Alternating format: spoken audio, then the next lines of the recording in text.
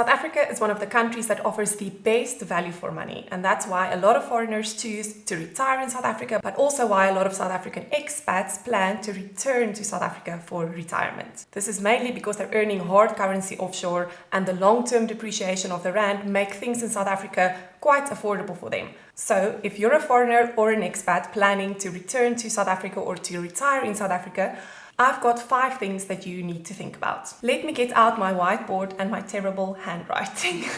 Building a global investment portfolio is important regardless of where you plan to retire. So this is the first step. Get diversification globally to different countries and different currencies. Avoid holding US stocks or ETFs directly. US citus tax is a big risk for your estate. There are other ways that you can get exposure to US ETFs, for example, by holding UCITS ETFs. Add bonds to your investment portfolio because as you near retirement age, it's important to bring some stability into your portfolio. Consider holding South African bonds purely because this way you get rid of the currency risk on your bond portion of your portfolio. If you've ceased tax residency in South Africa, or if you're a foreigner that's never been a tax resident in South Africa, then consider structuring your assets, for example, into trusts before you move to South Africa, because this way you can be a little bit smarter about tax. Remember, once you become a tax resident in South Africa, you will be taxed for global income, which brings me to number 5. And that's some good news because foreign state pensions and pension from foreign employment is tax exempt. But if you're working in a country where there is no pension plan offered by your employer,